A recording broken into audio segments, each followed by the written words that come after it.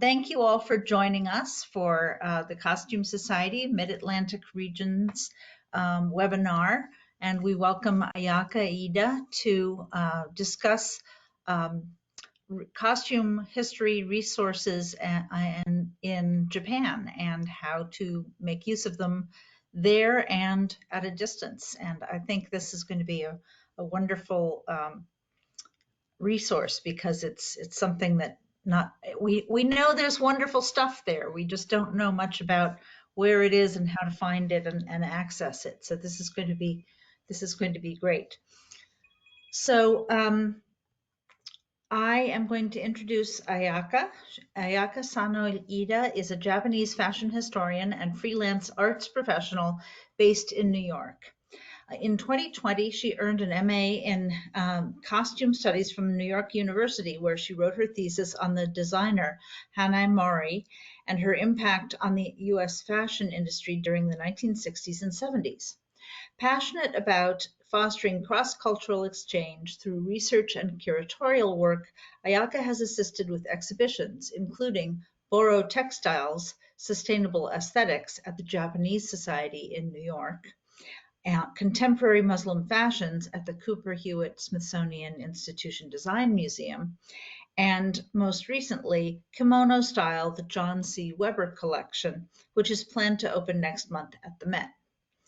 Her current research explores the changing landscape of women's kimono fashion in post-World War II Japan, and she is looking forward to sharing more of her findings at CSA's upcoming National Symposium in Minnesota. Hello, everyone. Thanks, Alden, for the introduction. And also a special thanks to Tanya for organizing this wonderful opportunity. And of course, thank you to everyone joining here today. My name is Ayaka Sano Iida. I'm an independent scholar, and my research interests lie in the history of fashion in Japan, as well as more broadly cross-cultural exchanges within the context of fashion and textile history. So I thought that I would start by sharing my background a little bit, as that leads to the topic of today's talk. So I'm originally from Tokyo, and I'm currently based in New York City.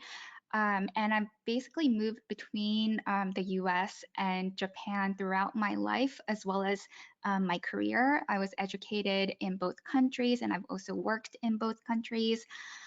After receiving my BA from a liberal arts program at Waseda University in Tokyo, I worked for several years in the fashion and events industries and specialized in marketing and communications.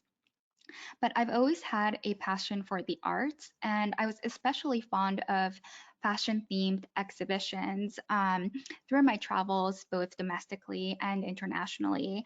But frankly, it was really through my grad school experience at NYU that really kind of confirmed my interest in doing research in fashion and also curatorial work.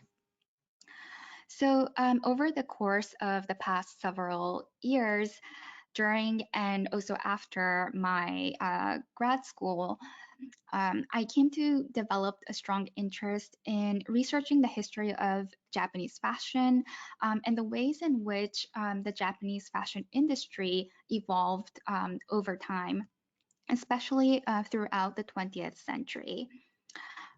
So I was and continue to be fascinated and encouraged by the substantial amount of scholarly research, as well as exhibitions that center around Japanese fashion that have also been conceived abroad. At the same time, however, I do feel that there is still a lot of room for broadening the lens from which we examine Japanese fashion history. So for instance, something I often noticed as a student was that whenever there is a mention of Japan within the context of fashion or textiles history, many of the objects that I was shown as kind of representative or iconic examples of either the kimono or fashion designs by Japanese designers. Those objects often came from the collections of Western institutions like the Met or the V&A or FIT, etc. And that made me very curious about the context behind those objects, where and why, they ended up in that particular collection. And this is a question that's often not so elaborated upon. So this situation also made me wonder about the dress objects that actually have been collected and preserved in Japan, and the stories that they have to tell. So it was the research that I worked on for my master's thesis, which Aldrin introduced. I wrote on the Japanese designer Hanae Mori and the impact that she left on the US fashion industry during the 1960s and 70s. That really confirmed my interest in, as well as the benefits of kind of cross-referencing resources from multiple cultures. So, in order to unpack this very particular segment of Mori's career, I visited museums, university archives, and libraries in both Japan and the US in search of, any garment or ephemera or printed matter related to the designer's work during this period, a few of which I'm showing here on the slide. And so this process resulted in some amazing finds of collections that I initially didn't expect to find, oftentimes because the details on these resources were not available, especially online. So as I engaged in research and curatorial work, both independently and collaboratively, I slowly started building a sort of a master list of both physical and digitized archives created by Japanese institutions that have helped me in fashion history research. And so I'm hoping to kind of share a part of that with you today. So this is going to be a pretty straightforward presentation. It's a list basically of various Japanese institutions that have resources related to dress history. I organized my talk into 4 sections, starting with museums and libraries, educational institutions, and then corporate archives and other organizations, and lastly, online resources. And because this is intended to be an introduction to these resources, I won't go into very detailed descriptions of every single collection. So it is a little bit ironic that I'm starting this first section with an institution that is neither a museum nor a library, but in many ways it has both of those functions. So it's the Kyoto Costume Institute, commonly known as the KCI. And I believe that many or most of you would be familiar with this institution through its world-class fashion exhibitions, a wonderful collection, and also numerous publications and exhibition catalogs. So it's a research institute funded by Wacoal, a Japanese lingerie manufacturer. KCI was established in 1978 by this company's founder who advocated for the study of fashion history, particularly that of Western style dress, which for women became the primary form of everyday attire in Japan after World War II, and that is around the time when Wacoal was founded. So the KCI collection consists of about 13,000 items of clothing and 20,000 related documents. In alignment with the institution's connection to Wacoal, the collection specializes in Western style clothing and includes numerous examples of undergarments and lingerie.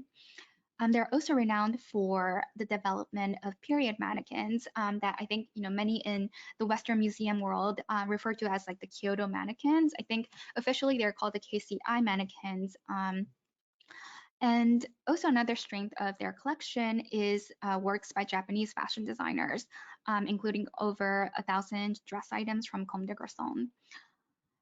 As KCI isn't a museum, their exhibitions are staged in external venues and often travel internationally, though they do have a small gallery space within their facility in Kyoto, and they do exhibit their permanent collection regularly. So a selection of their collection is accessible through their website. There is a digital collections database, although the full database is only available on site. And per personally speaking, I think they don't really have a very robust social media or digital presence, but they do share their collection pieces and exhibition information on Instagram. And I also recently noticed that they uploaded a video about their current gallery exhibition on their YouTube channel. So I'm hopeful that there is going to be more online content available in the future. Another thing to note is that the KCI also publishes an academic journal annually. It's called Fashion Talks, and a selection of articles from past issues are available to download for free on their website. So I highly recommend checking that as well. The next institution I'm going to introduce is the Kobe Fashion Museum, which is known to be the first Japanese museum to be dedicated to fashion. So the museum opened in 1997 on Roko Island, which is a man-made island in Kobe. Their English website doesn't contain very detailed information, but they are part of Google Arts and Culture, which features their history and states that their collection encompasses over 9,000 Western dress objects from the 18th to the 20th centuries. And folk costumes from over 70 countries. And so this aspect kind of distinguishes them from the KCI, as the KCI doesn't collect folk or stage costumes. The Kobe Fashion Museum also has 1,500 fashion plates, 2,000 fashion photographs, and over 4,500 movie posters. And what's unique about their facility is that there is a library that is open to the public, and it hosts 40,000 books, magazines, and movies. Though the museum specializes in fashion, their exhibitions really treat wide-ranging mediums and themes. They often collaborate with other institutions. The top right image is a view of their gallery with their fashion collection dressed in mannequins. And then beneath that is a poster of their 2020 exhibition, which was guest curated by Valerie Steele. Now we're kind of moving away from the Kansai region, from Kyoto and Kobe, to the western part of Japan. So another museum that actively collects fashion objects is the Iwami Art Museum in Shimane Prefecture. So this museum is relatively new. It opened in 2005, and it's part of a larger arts and culture facility. They have three areas of collection focus. The first is works related to the acclaimed Japanese novelist Mori Ogai, who was from the Iwami province. The second is creations by local artists. And then the last focus is fashion. And the reason why fashion became one of their pillars was because Hanae Mori, who I mentioned earlier as the subject of my thesis, was born in Iwami province.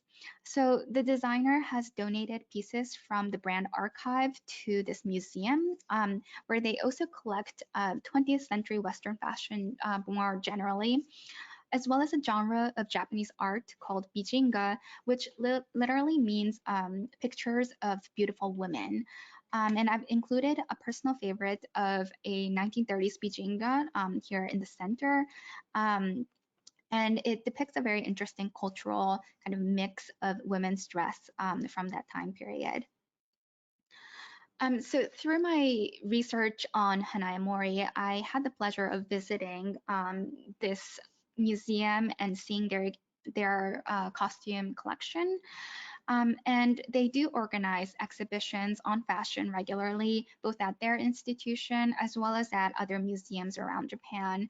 And one of their recent large-scale exhibits was titled Fashion in Japan 1945-2020, which first opened in Shimane and then it traveled to Tokyo.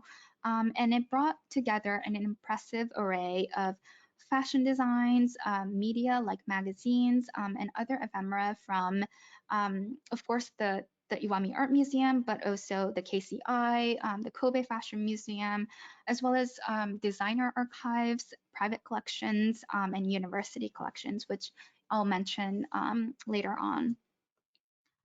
I'll also add that as with the Kobe Fashion Museum, Google Arts and Culture would probably be the most accessible platform to view their collection online, and there are English descriptions as well.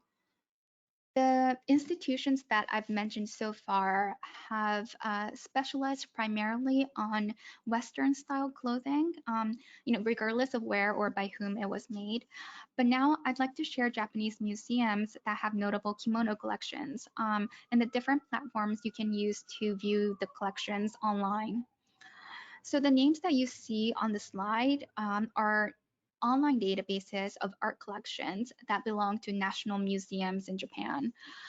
So the first one, called Kobe's, consists of collections from 4 museums, the Tokyo National Museum, the Kyoto National Museum, Nara National Museum, and then the Kyushu National Museum. And so within those collections are artifacts that have been designated as national treasures or important cultural properties of Japan. And so those objects are specifically featured in the E-Museum, which I've written in the center. So basically, Kobe's is a much larger repository that includes the information that's featured in the E-Museum. But I think both are really interesting to look at. And the E-Museum is particularly useful as it's categorized by medium. So for example, if you go to the textile section, you'll be able to view all of the textile-based works like kimonos from all of the 4 national museums that have this special designation. And then lastly, the National Art Museums Japan is a collections database for another set of 4 national museums. So the National Museum of Modern Art Tokyo, the National Museum of Modern Art Kyoto, the National Museum of Western Art Tokyo, and then the National Museum of Art Osaka. So the names of these databases aren't very self-explanatory, but I've linked them on my handout. So I hope they'll be useful in kind of navigating the different museum collections. And the images that you see here on the slide are just a few examples of the kimono collections from various time periods that are housed in the national museums. And so they are also featured in their respective databases. So while the national museums, especially the first 4 that I mentioned, that have their collections available on Kobe's, house the kind of superior examples of artifacts like the national treasures and the important cultural properties, there are other state-run museums that operate locally in various cities and provinces around the country that have different collecting focus. So I'm highlighting here the Metropolitan Museums in Tokyo and some of the dress-related resources that can be found there. So in a similar manner as the national museums, there is a collective collections database for 6 Tokyo Metropolitan Museums. So that includes the Edo Tokyo Museum, the Tokyo Photographic Art Museum, the Museum of Contemporary Art Tokyo, the Tokyo Metropolitan Teian Art Museum, the Tokyo Metropolitan Art Museum, and the Edo Tokyo Open Air Architecture Museum. So just as an example, the Edo Tokyo Museum is a history museum that specializes in the history of Edo, or Old Tokyo.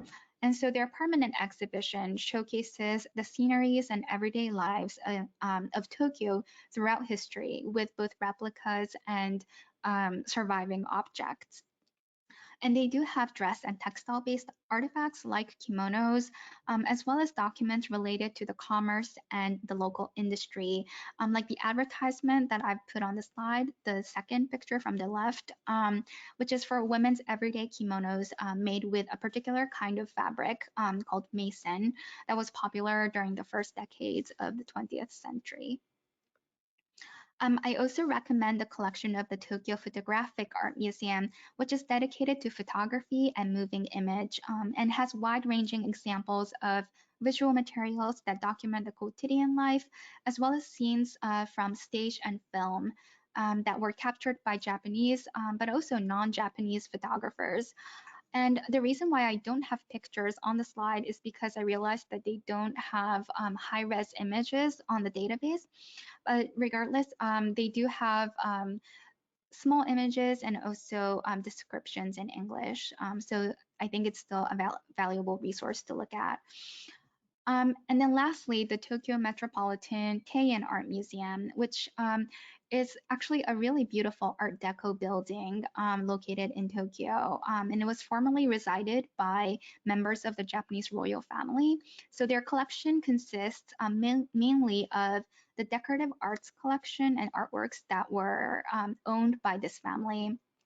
But the museum also stages special exhibitions on fashion, and they actually just closed a show on surrealism and fashion, which opened earlier this year. And so the parade dress and the Harper's Bazaar are from their museum collection. So I could go on and on about the different museums in Japan, but I kind of tried to narrow down to the institutions that I thought were most relevant to researching dress and fashion, and to varying degrees also made their collections available online. And I'll also add that there are other museums that have very specialized collections, like the Japan Folk Crafts Museum, which is called the Nihon Mingeikan. So yeah, the Crafts Museum was founded by Yanagi Soetsu, the leading figure of Mingei, which is the Japanese folk art movement. So the museum owns costumes like kimonos, as well as household textiles associated with this artistic movement. Um, and in relation to folk textiles, the Amuse Museum, which unfortunately no longer has a physical gallery space, is the institution that holds a vast collection of boro, which are mended garments, blankets, and other textile objects native to Tohoku, which is the northeastern region of Japan, that have been used and passed down through multiple generations of local farming communities. So in recent years, this collection has been traveling internationally, including the show that I had the opportunity to assist with at the Japan Society in New York, which opened in 2020.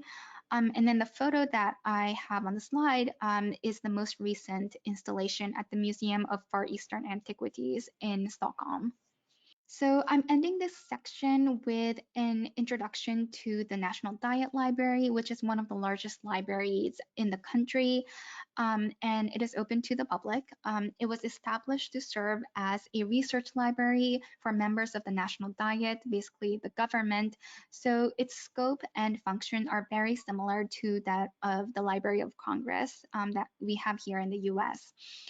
So it has a massive collection of publications, periodicals, audiovisual materials, along with special collections of rare materials and photographs that are located in Tokyo, but there's also a second branch in Osaka. In terms of accessibility, there is an online repository, but much of the digital resources are actually only accessible inside the library via computers that are set within the library space. So there is actually a pretty limited amount of sources that can be accessed online from anywhere. So this is a bit tricky to kind of make full use of this excellent resource, but I have found some really useful information pertinent to my own research. For instance, sample books for kimonos from the 19th century that have been accessible online. And also the image that I have on the slide is a screenshot that I took when I was doing a search on the proliferation of Western style dress in Japan. And they come from pages of a book that was published in Japan in the 1880s, introducing Western fashion styles for men and women. So I've linked the database for anyone who might be interested in exploring this library collection. And I've also included the link to a website called Japan Search, which is operated by this library. and it shares a selection of collections from over 80 institutions in Japan. So that includes prefectural libraries, museums, and universities that are smaller in scale compared to the national major institutions that I mentioned earlier. So I think put together, that would cover a relatively comprehensive chunk of the Japanese museum and library resources that are available online. Can you tell me again the name of the journal with the Kyoto Costume Institute? And do you know, is that a place that people might think of submitting papers to, which was a question that occurred to me? Yeah, so the journal is called Fashion Talks. And I'm not really exactly sure how they solicit articles. I don't know if that's something that's done publicly or We how can go to the they website, I do. guess. Yeah, but I Yeah, think the website contains information, or I think if you contact the institution, you'll be sure. able to find more about how that works. Great. Okay, thanks. Yeah, we can look for it because we'll want to look for issues that you say are online, and we can browse around there. All right, so I'll move on to the second section. So great. So educational institutions, which basically encompasses collections housed in universities and school archives. So the first school, or I should say an entity of educational institutions, is Bunka Gakuen, which encompasses a university, a fashion college, which I assume would be the most well-known internationally, as well as a research institute, publishing bureau, and a costume museum that's located on the school's campus, and it is open to the public. So this museum is distinguished for collecting objects from wide-ranging time periods and cultures. Since its inception in 1979, the museum has been actively collecting dress objects from East and Southeast Asia, as well as from Africa and Latin America, in addition to their robust collection of European and Japanese dress. Bunka also operates a facility called the Fashion Resource Center, which is separate from their costume museum and serves mostly as a study collection for the current faculty and students at Bunka.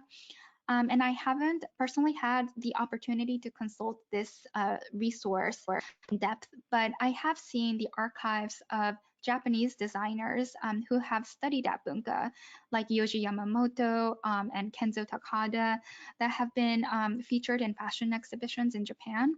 So even though the collection isn't exactly accessible to the public, it would be a resource worth looking into for research on designers who are Bunka alumni or have a close affiliation with the institution. I'd also like to briefly mention their library, as they do have a website where you can view their rare materials collections, which includes fashion plates, illustrated books, and magazines, primarily from France, but I think there are also fashion-related publications that have been published in Japan, and also quite an extensive collection of nishikie, which is a type of woodblock print that became popular from the late 18th century. So you'll see an example of that on the right. So yes, that was the resources at Bunka Gakuen. And then another fashion school, also located in Tokyo, that has an affiliated museum is the Tsuginogakuen, which operates several educational institutions, including one of the oldest fashion schools in Japan, called the Dressmaker Gakuen. So Dressmaker Gakuen, often referred to as Dorame for short, was established by the Japanese fashion designer and educator named Yoshiko Sugino, who studied in the US during the 1910s, and upon her return to Japan, founded a dressmaking school in 1926 with the scope of supporting the design and manufacture of practical Western style clothing for Japanese women. So the school's museum opened in 1957 in the 30th anniversary year of the school's founding. And its collection includes clothing, accessories, and ephemera from a wide spectrum of time periods and cultures. So as I was browsing their online database for this talk, I also noticed that they have several mannequins from the 1940s through the 60s cataloged as part of their collection. So like the examples that you see here on the slide on the right. So in the photography, these mannequins are dressed in the clothes designed by Yoshiko Sugino herself. And I thought they were just really interesting representations of the westernization of women's dress, but also dressmaking education that was happening at the time. And as a side note, according to the records of these objects, the mannequin on the left is the oldest surviving mannequin produced by Nanasai, which is a major mannequin manufacturer in Japan that also produces the KCI mannequins that I mentioned earlier. So I would assume that this particular object, mannequin, is really one of the treasures of this archive. So the late 1940s and 50s, especially in major cities like Tokyo and Osaka, saw a flourishing of dressmaking schools that were spearheaded by kind of dressmakers slash educators. And so one of them was the prolific Japanese designer named Yoko Wakasawa. So she has a very unique background in architecture and design. She was also a magazine editor before pursuing fashion design. She was greatly inspired by the Bauhaus model of design education, and she established the Kuwasawa Design School in 1954, and then the Tokyo Zoke University in 1966. So the design school, which offers programs in fashion design, they don't have a museum or gallery space, but Kuwasawa which is the institution that operates these schools, has a digital collections database where you can see works of fashion designers who have graduated from the school, as well as the archives of its founder. So those were the archives from vocational schools specialized in fashion. And now I'm gonna kind of switch gears and mention a couple of university collections. So the first is the Kyoritsu Women's University, which is a private women's college located in Tokyo. Their Faculty of Home Economics has a Department of Textiles and Clothing, which provides bachelor degree programs in dressmaking, fashion business, and historic textile studies, which includes conservation. So the school has collected historic dress from both Japan and other parts of the world for educational purposes. They have a museum on the campus, and that is open to the public. They organize exhibitions regularly, and I'm showing here two exhibition posters from the past few years that have centered around their permanent costume collection. Unfortunately, their online database isn't available in English, so I just linked their main website on my handout, but they have excellent kimono collections along with Western fashion designs from the 19th and 20th century, as well as a robust collection of Japanese and Western decorative arts.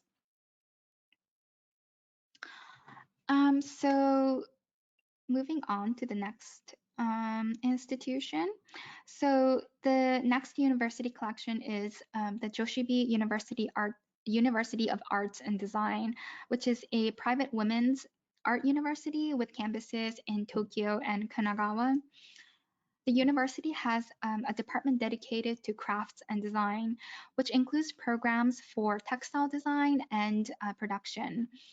So the affiliated museum collects artworks created by the school's alumni as well as artists associated with this university.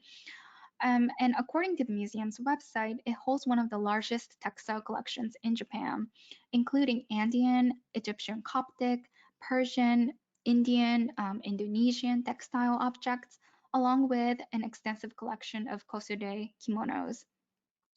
On the museum's online database, you can access information on over 7,000 objects from their collection. And also, the museum has a YouTube channel, and from about a year ago, they've started sharing videos that introduce different categories of their textile collection. So the images that I've put on the slide are screenshots from these YouTube videos. Unfortunately, they don't have English captions, so um, it is a bit difficult for for non-Japanese speakers, but they include beautiful photography, and I think it's a useful resource to kind of look in conjunction with their online database.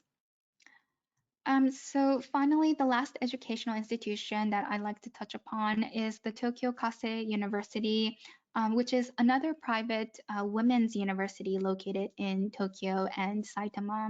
So the word Kasei means homekeeping or home economics. So the institution has historically placed an emphasis on education in this field, and under their faculty of home economics, is a department of costume and clothing science, which includes coursework on fashion design, business, and textile science.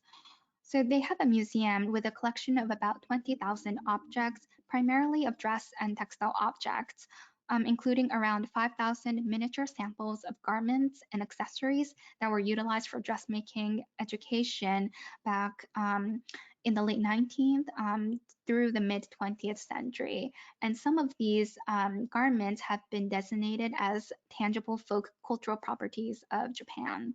So not only are they incredibly valuable remnants of dress history and dress education in Japan, I personally thought that they were just so adorable, and I definitely spend too much time looking at those images that are available on a website called Cultural Heritage Online, which basically compiles digitized collections from various institutions, including this particular museum. So my third section, I'm kind of switching gears a bit from the museum spaces and university archives, and then kind of moving to collections of dress and textiles amassed by private companies and corporations. I obviously can't cover them all today, but I've selected a few that I've consulted in my own research, as well as collections that I've encountered in various fashion exhibitions in Japan. The first is the Japan Fashion and Lifestyle Foundation. And this is an organization operated by the Japanese apparel company called United Arrows. The organization was established in order to support the local fashion industry and the emerging generation of fashion designers. And they organized various seminars and events for industry professionals and fashion students. And a pillar of their mission is to collect and preserve dress items and fashion periodicals and make them accessible to professionals both within and outside of their company. So for my thesis research, I had the great pleasure of going to their facility a few years back. And it's literally located within the United Arrows headquarters. So it's kind of like several rooms within their office space, basically. And they take research appointments and permit photography, which is wonderful. And I was also allowed to touch the objects, which I guess can be considered good or bad depending on how you look at it. But for me, it was a very special experience because in most of the other institutions that I consulted and conducted on-site research, I wasn't able to kind of physically interact with the garments. Um, to be honest, I can't speak much to the collection itself. They don't have a database or, like a list of objects that that's available to the public. But from my visit, it seemed like there was a mix of garments primarily made by American and European fashion houses, as well as, of course, Japanese fashion brands that have been collected by the founder of United Arrows, as well as other Japanese collectors who have donated their private collections to this particular archive. And of course, there are numerous fashion brands in Japan with in-house archives, but I think the case of United Arrows and this foundation is it's quite rare in that a fashion company has invested in archiving not only the creations of their own brands, but of others as well, and then making them accessible to outside researchers and professionals. So, in the same vein of private companies, I'll also note that there are trading companies in Japan that have historically played integral roles in the apparel and textile businesses. There are several companies, but I'm highlighting here Marubeni, which is renowned for its collections of kimonos that have been collected since the 1920s. The company has worked closely with local craftsmen and artisans and have organized exhibitions to promote and preserve the traditions of Japanese textile manufacture. So their kimono collection includes creations all the way from the 17th century to the present. And as far as I'm aware, I don't think there is like a permanent gallery space operated by this company, but their collections have been featured in various museum exhibitions, and there is an English website where you can view images and descriptions of selected pieces from this collection. In Japan, the predecessor of many major department stores was called Gofukuya, or stores that sold kimono textiles. So there is this very well established network between department stores and the kind of local kimono industry. And so, as with the case of Marubeni, department stores also served as venues for exhibiting masterworks of kimono artisans, many of which ended up in the store's archives. So as an example, I'm showing here some pieces from the collection of Matsuzakaya, which is currently managed by a company called J-Front Retailing. Their collection consists of over 800 kimonos and no theater costumes. And the store is headquartered in Nagoya, where there is a museum that regularly organizes exhibitions of this collection. The kimonos that I'm showing here on the slide were donated by the famed Japanese artist Okada Saburosuke, who was renowned for his paintings of women and who also avidly collected kimonos and textile objects.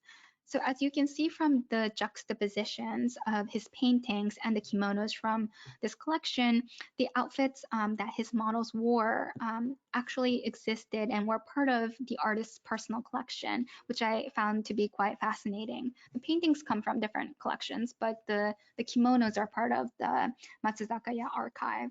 Another department store with an affiliated archive and gallery space is Takashimaya, which is headquartered in Osaka. So their collection consists of a total of 50,000 objects and ephemera, ranging from paintings, sculptures, and ceramics to posters and print materials related to the department store's history. Kimonos and no theater costumes are also strengths of this collection. And as with the other corporate archives, there isn't a database or an online resource to kind of access their information. But on the source website, there is a section dedicated to their archives and information regarding the exhibitions that are held in their Osaka and Tokyo stores. So I hope these examples provided some insight into the initiatives and the types of artifacts that exist outside of the museum or the university setting. And I guess this isn't something that's particular to Japan, but oftentimes object-based research relies heavily on collections that belong to museums. But I do think that there is a lot of value in examining objects that have been preserved elsewhere, whether it's in the private sector or collections amassed by individuals that can offer additional or different perspectives from which we understand history. Initially, I crafted this talk with a focus on tactile dress objects, but as a final section, I decided to include online resources for digitized images, videos, also academic journals, as they are also fundamental resources. And as someone coming from Japan and researching Japanese history, but at the same time based in the US, I do constantly face the struggle of not having in person access to certain resources. And the pandemic, of course, has just made things even more complex. So I wanted to highlight some online resources that I've found to be useful. There are a couple of image and video collections available online. So, for instance, the Japan Archives is a website that compiles photographs, illustrations, prints, postcards, just all sorts of visual sources from 1850 through the present. So, that is kind of the time period that they focus on. But they are categorized by theme, like lifestyle, sports, art, etc., as well as by region and time period. There is a mix of images in the public domain, and the provenance information really varies depending on the image. So I often browse through the website as sort of a starting point in gathering primary sources, and then kind of tracking down the details from there. And unfortunately, the website is only in Japanese, but so people may have to rely on auto translation. But it is quite simple to navigate, and also just generally interesting. It offers a glimpse into modern Japanese history and culture. And there's also the Mainichi Photo Bank, which is a photography database run by the publisher Mainichi Newspapers. So, as with stock image websites, it is a commercial website that sells the rights to download images for various usages. So that's why the image that I have on the slide is watermarked and it can't be downloaded for free, but you can still see them. And what's great about this resource is that the photographs have been for the most part, published in the Mainichi newspaper. So they're very well documented and also dated. So I have, for instance, in my research, located photographs of Hanae Mori's fashion shows from the 1950s in their collection.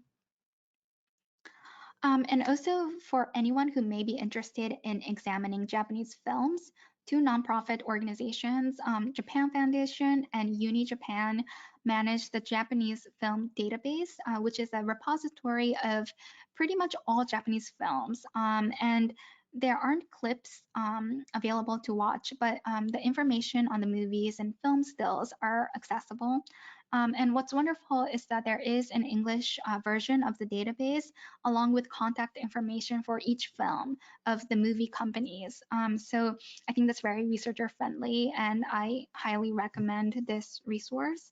Along with the visual sources, I wanted to share a few databases of academic articles written by researchers affiliated with Japanese institutions.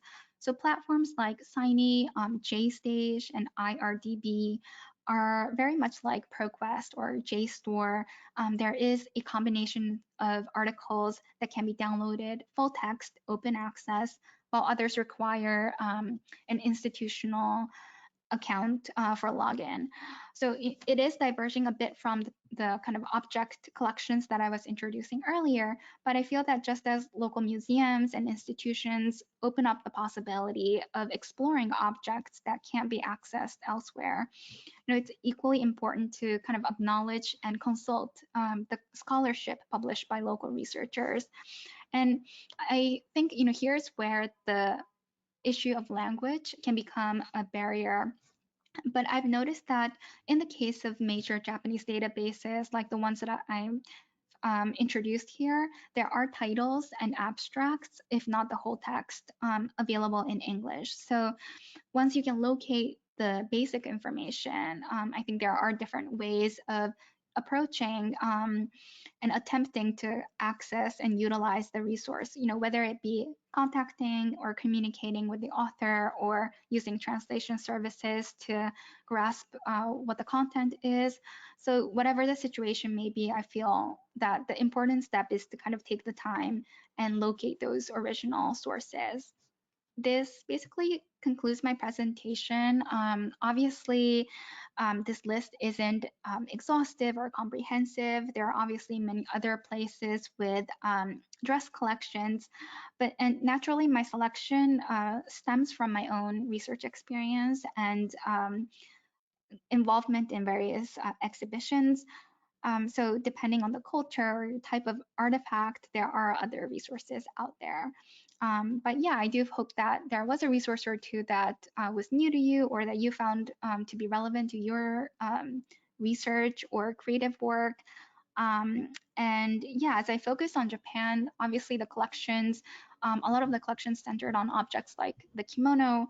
But what I find to be interesting and sometimes overlooked is the fact that there are institutions that focus on objects from cultures outside of their own. So my hope is that regardless of the culture that you're studying, it would be worthwhile to recognize and credit these collections and kind of diversifying and expanding the research. Yeah, so I hope we still have time, but thank you so much for listening. And if anyone has questions or comments, yeah, I would love to hear. One question that occurs to me is, and I see we also have a comment or a question here. Uh, um, well, Lucille says, for those interested in the Matsuzakaya Kimono collection, there was a large and extensive exhibition held last fall in Nagoya, and they created a very nice virtual tour video. So that's cool, a virtual reality. So she's posted the link. Thank you for Thank you that. so much for sharing that. Yeah, and Tanya says, for fashion talks, do they take articles in English? Do you know? I believe so because I've read articles that have been written in English by Mhm. non-Japanese scholars. So, Okay, so I, great. I think so. So, well, that's something I'm going to want to browse to see what I can find that's of use to my research and also just to get a sense of another journal. My question is, the online stuff is wonderful, and the stuff that we can search online is great to know about, and hopefully those places will go even more digital as people are trending that way. But if someone were fortunate enough to be able to travel to Japan to do research or needed to start planning a trip to Japan, what would you suggest as the protocol for for writing to request an appointment? Is there anything that is very specific that would be, I mean, we all know how to write I'm coming and I hope, I wonder if you would be able to, and I know you're busy and all of those things, but is there anything specific to Japanese rules of politeness, which we know are very important, that we should respect, and any phrases that should be used, any formats, any formulas, any considerations that would be not make us seem incredibly rude and clueless? Yeah, I mean, that's a great question and such, one that shows how gracious and, conscientious you are. So I think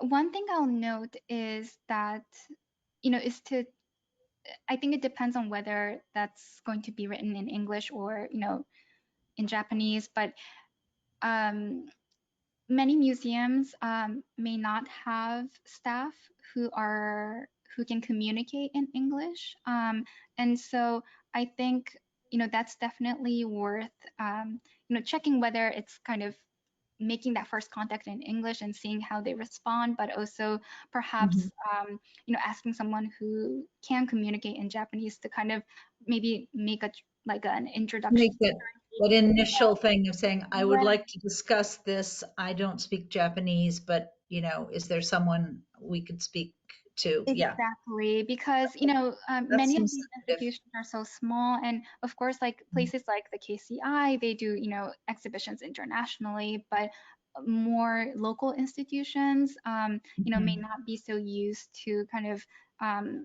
getting those inquiries from abroad. So I think that's something that to kind of keep in mind. I think that's important, and I think that's Yeah. a good point. Yeah, yeah. And Tanya says, somewhat on the same level, what would you suggest for English speakers researching in Japan? Will we find material in English? Again, I suppose that depends on the size and scope of the Right. So I mean, institution. that's kind of one of the points that I was trying to get at, through this presentation and with my list that I try to select institutions that, have information available in English, that have online databases with descriptions in English. And I kind of tried to select that, given that, assuming that most of the people listening would be, based in, in the kind of West. So there are resources, and the ones that I've mentioned today, I would say the majority have some type of information available in English, and that's what I've linked in that PDF file. Great. But I would say that it's not always very accessible, and that um, a lot of the times, like the English version of the website often doesn't have like the same level of information that's available in Japanese, for instance. Right. And so, you know, it's definitely difficult, and I've experienced that with like other languages, because I can research in these two languages, but not others. Mhm. And so, but I don't know if this is something to recommend or suggest, but I use auto translation and automatic translation services all the time. And being able to understand and read and write in Japanese and English, I often try that out with certain websites, and Mm. they're not bad. Okay, They may good. not be 100% accurate, but I think they're pretty good. It's a start. So Yeah, I think that's also just one strategy to use, like just sure. for the first step, to use that auto translation, to use that translation service. And then, if you want to go in deeper, maybe consult someone who's fluent or, like established in that particular field. Sure, if there's something unclear. And also, as you say, if you're dealing with a website that has less information in English than it does in Japanese, at least it's a start. And if it's a garment that you really are burning to know more about, that's when you start an email and say, forgive me for using English, but I had a question about this one garment. And maybe if it's just an information email, it's okay that you contact them in English. If you're begging for more of their time and potentially visiting them, then I think you make the extra effort. Hmm. Somebody says, not a question, but a quick word of congratulations and sincere thanks for this clear and wonderfully put together list of museums, libraries, and institutions. I echo and second that. I learned a lot and look forward to explore the references you mentioned. As mentioned above, the Matsuzakaya kimono exhibit in Nagoya last fall was wonderful, and for researchers, it was a treat because pictures were allowed. I took a lot, and if you're interested, I could send some to you, as I think it could be good comparative material for the upcoming Met exhibition. Thank you, Lucille. Thank you so much, Lucio, for that gracious comment. And it's wonderful to hear that you could take photographs in that exhibition, because just as a side note, most, I would say, of Japanese museums and museum exhibitions don't allow photography, or allow very Mhm. limited photography. Um, Interesting. yeah, so it's pretty rare that one can actually take photographs in museum exhibitions. So That's I'll nice. definitely check that virtual tour later. I'd also like to put in an extra plug for the Bunka online library. I go to it all the time. It has extensive English and French um, fashion magazines. I can't remember whether it's Ackerman's or La Belle Assemblée, but they have years and years of one of those federal era ones that I'm always going back to. They have all the issues of Heideloff's Gallery of Fashion. I'm very in the sort of Jane Austen lifetime period, doing a lot of research there, but they have later 19th century ones. They have lots and lots of things about international folk dress, and portrayals of it from the 17th, 18th, and 19th century. So if you're interested in the historiography of costume, it's useful. So there's a lot of great stuff on that website, and I encourage people to look at it. Aislinn says, this was such a great presentation, and I'm very grateful for you compiling all these research organizations and databases. Again, seconded. I lived in Tokyo for a few years and I was able to visit some on your list, so that was exciting for me. A question that might not be easily answerable here, but are there any places in New York you would recommend for their collections or available information regarding Japanese costume history? Yeah, so there are, I think, quite a few that kind of pop into my mind. And of course, the Met has a wonderful collection of dress, both kimonos that are housed in the Asian art department. And as Alden mentioned in my introduction, I had the pleasure of assisting with an upcoming show, which is based on a gift of kimonos that are coming from the private collector John C. Weber, and so that will be in addition to their already excellent kimono collection. Of course, they do That's great. collect. Yeah, designer works from from Japan.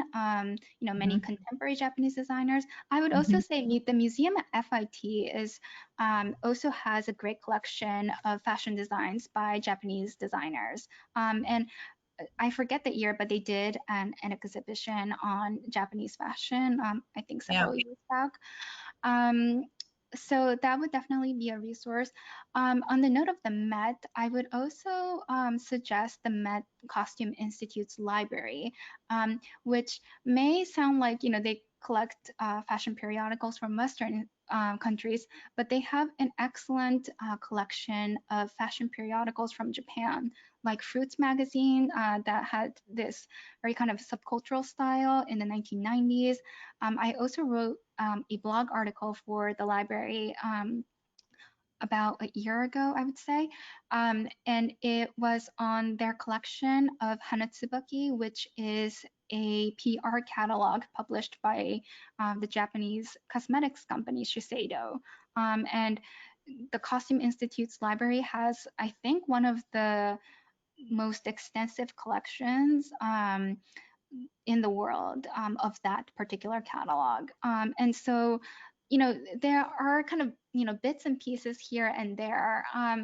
Like when I was working on the Borough show for Japan Society, I went to the Tatter Library in Brooklyn, which is a textile center, and also there's like a library, and they had a lot of books on borough textiles. So, it's really fun to do the research. You never know what you'll find. Mhm. Just as in Japan, you might find all of these like Bunka has the French fashion periodicals, and KCI has French lingerie.